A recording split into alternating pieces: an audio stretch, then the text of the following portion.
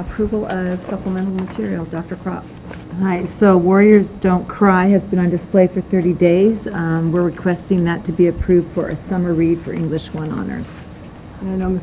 Cooley, you read it. Yes, I read it, and I would like to make a comment that I think it is an outstanding book. I think the teachers at the high school did a great job in choosing this. It wasn't a book I was familiar with. I hadn't read it before, and the woman who wrote it, Miss Beals, was one of the Little Rock Nine, who in 1957 they were forcibly integrated into an all-white high school in Little Rock, Arkansas, and it was it was an autobiographical, and she was an incredible writer. And I was not even that old in 1957, and it turned into a states versus the federal government rights going on, and she spoke like what happened to her and her family and her friends.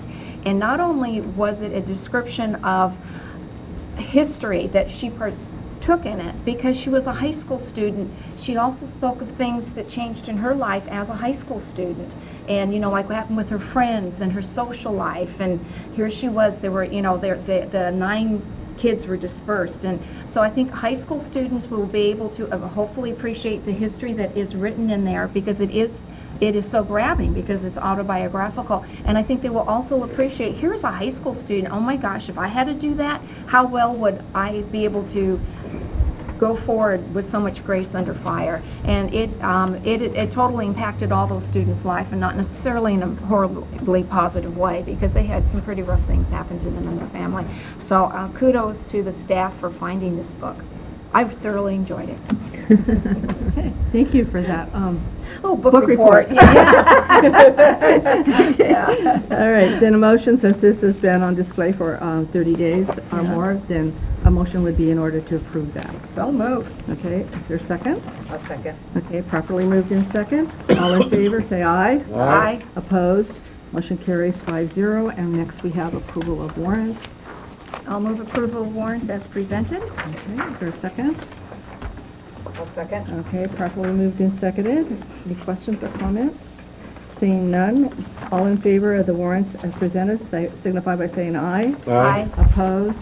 Motion carries 5-0. And we're on to Computer, the acceptance of donations. And I'll speak slowly as it scrolls from down the screen and say thank you to all of our generous people in the community, with a total of $16,854.30 to well over $500,000, $645,000 plus this year alone. So a motion would be in order to approve those donations.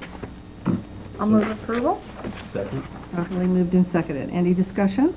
Thank you. You see, there's 5 from my women's club. Yeah, Okay, very all in good. You should be favor, very proud. say aye. Aye. Opposed? Motion carries 5-0. Okay, and then we have human resources. Usually we take our classified and certificated under one motion. That might. I'll move approval of the presented classified and certificated personnel report. Okay. I'll second. Okay, Mr. O'Donovan, would you like to say anything about it? I don't have any comment at this point. Okay, all right. Be that way. All in favor of the report signify by saying aye. Aye. Opposed? Motion carries 5-0. And we are now on to our communication. So how about start with you, Mr. Boyer? Well, let's see, it's been kind of a busy couple of weeks at the last meeting.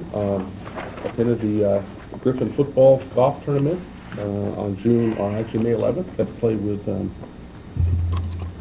Dr. Franklin. Plays a kind of a loose word. we had a lot of fun with Dr. Franklin and I, and Randy Hill also joined us, and Sherry Croft, our new superintendent. So we had a fun round. We weren't in the money, didn't have, but we had a good time. It was a very well attended. Always a fun event. Also have a senior graduating, so got the enjoyment of watching all the kids around town. And all the parents, if you were around on Saturday, on May 14th, you saw lots of limos and buses and prom night, and it was it's quite amazing how adult-looking our children are when they go to prom. I don't think I looked that good when I went to prom. And on Monday, May 16th, I got to attend the HSA Awards, and that was just a really, really special group of people where they were honored for all their hard work, and we can't thank them enough. The parents in our community did so much, and it's nice to be able to recognize that, and so that was a very nice event. And then on Friday, this last Friday, I attended the dance performance at the high school, and I'm always amazed. We do everything so well, and I have 2 boys, so it's 2 teenage boys, so it's a whole different thing for me to go to dance, and lots of nieces are in dance, but I wish my nieces were coming to Los Al for the dance program, because we do such a great job. Having seen some other high school performances, just amazing, and it amazes me how many young ladies and men are involved in our program. At the end, you see the choreography and what they do, and how they make tie it all together. So, just really good stuff. If you don't get a chance to go see one of those, you need to go see one of those. Just a couple things. One is grad night's coming up. They need volunteers to help put the things together, and so please go to the website and volunteer your time as we get ready for that event. And then a special thank you. You heard talk about the Los Al Ed Foundation. Parents, if you're listening, go to the website, look it up. There are some great summer enrichment classes for credit there. If you are looking for things, as I am for my 15-year-old, what are we going to do this summer with him? Take a look and see what's out there. There's some great, and Patty's doing the same thing. He's already signed up He's for already 2. signed up for 2.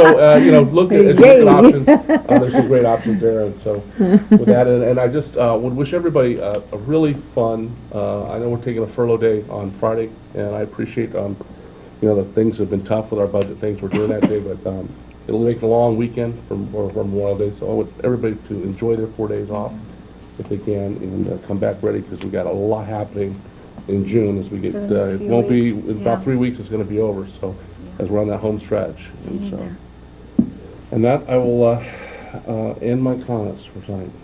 Okay. Mrs. Cattouli. Okay.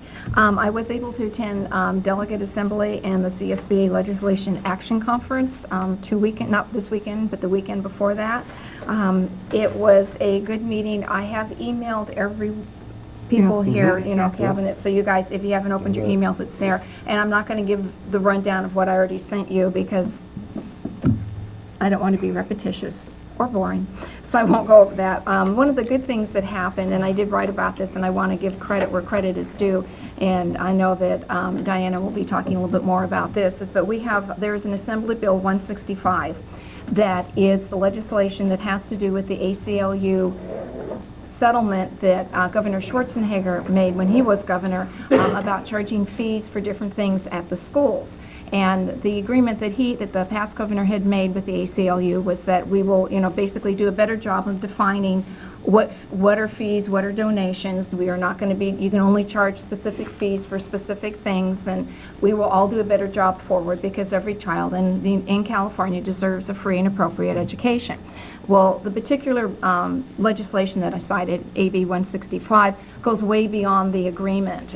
They're requiring all sorts of mandates. They're saying you're going to have to pay for past payments, and it's like, okay, I bought a Spanish workbook, and seriously, in my personal life, in 1992, so does this mean I get to have my $12 refunded? I have no idea if it's $12. I mean, so it will become overwhelming for us to try to figure out what to do about repayment of things, besides the fact that we obviously are not being funded for any of this repayments that have gone on. And CSBA and all of Orange County school boards, and probably people in AXA too, very much want to have this bill killed, because it is not the spirit of the law, and it is not what we want to do going forward.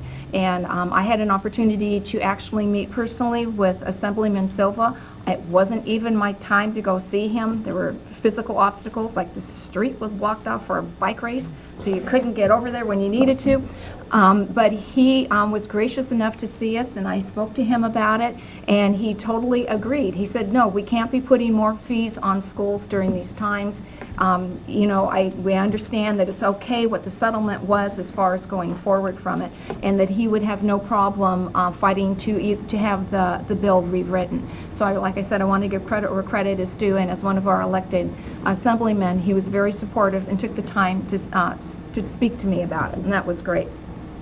My next thing is I attended an RLP meeting, and we had a budget workshop, and at this time of year we look closely at the schools, at the courses and the sections that we offer at all of the high schools that are within our consortium. And we look at them very carefully to see how well they're being participated in by the students. And we look at them and we give them time to build up attendance. But if we find that it is in an area that either doesn't hold a particular school's attention, if there's an issue with the way the class is presented, or if it is like an introductory class that doesn't lead anywhere, we have to make sure we have classes that it can lead into. And so we actually spent quite an extensive time looking at the different classes that we offer among all of our high schools. It was a really good workshop because of that. And I also attended the West County Ledge Group, which Diana did also, and she's going to make the report, so we're not totally boring. And I also would like to let the public know that I have been appointed to the Orange County Committee for School Redistricting, which means if a school district is going to either annex itself to another school district or change its boundaries, part of the process they go through it at the local level, and then it goes to the county level, and I am now on that committee that looks at things at the county level. So, that's it. Okay, Dr. Barkey?